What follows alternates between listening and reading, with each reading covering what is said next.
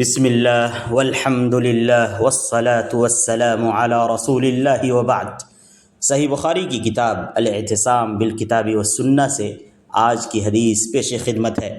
عن حذیفہ رضی اللہ عنہ قال یا معشر القراء استقیموا فقد سبقتم سبقا بعیدا فإن اخذتم یمینا وشمالا لقد ضللتم ضلالا بعیدا۔ حضرت حذیفہ بن یمان رضی اللہ عنہ سے روایت ہے، انہوں نے فرمایا کہ اے قاریوں کی جماعت، اے قراء کی جماعت، علم دین رکھنے والوں کی جماعت، سیدھے راستے پر قائم رہو تو تم نیکی میں بہت آگے نکل جاؤ گے، لیکن اگر تم دائیں بائیں یعنی غلط راستوں پر مڑ گئے تو تم بہت دور کی گمراہی میں جا پڑو گے۔ اس حدیث سے کئی فوائد مستنبط ہوتے ہیں، جن میں سے چند فائدے یہ ہیں۔ نمبر 1، اس حدیث سے استقامت کی اہمیت کا پتہ چلتا ہے، یعنی دین کے بتائے ہوئے سیدھے راستے پر مضبوطی سے جمے رہنا۔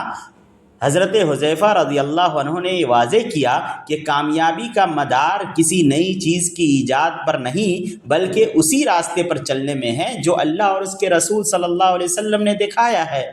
اور اس حدیث کا دوسرا فائدہ یہ ہے کہ اس حدیث کے اس جملے سے کہ یا معشر القراء، اے قاریوں یعنی عالموں کی جماعت، قاریوں کی جماعت، حفاظ کی جماعت، اہل علم کی ذمہ داری کا پتہ چلتا ہے کہ معاشرے کی ہدایت یا گمراہی میں اہل علم کا کردار کلیدی ہوتا ہے۔ اگر علماء اور قراء سیدھے راستے پر رہیں گے تو عوام بھی پیچھے چلے گی اور سیدھے راستے پر رہے گی۔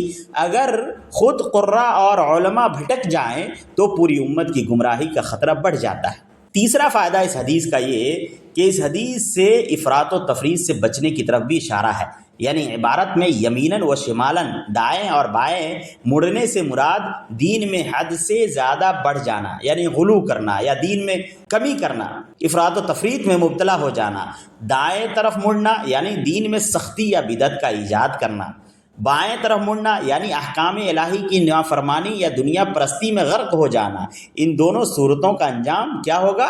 ضلالا بعیدا، کہ ہم دور کی گمراہی میں چلے جائیں گے۔ اس لیے بہتر یہ ہے کہ دائیں اور بائیں نہ موڑ کر کے اسی راستے پر چلیں جس راستے کو اللہ اور اس کے رسول نے مقرر کر دیا ہے۔ اس حدیث کا چوتھا فائدہ یہ ہے کہ اس حدیث سے اتباع سنت میں سبقت کی اہمیت کا بھی پتہ چلتا ہے۔ حضرت حذیفہ رضی اللہ عنہ فرماتے ہیں کہ اگر تم استقامت اختیار کرو گے تو تم بہت آگے نکل جاؤ گے۔ اس کا مطلب یہ ہے کہ حقیقی کامیابی اور لوگوں سے آگے نکلنا زیادہ لمبی چوڑی عبادتوں میں نہیں بلکہ سنت کی پیروی میں ہے۔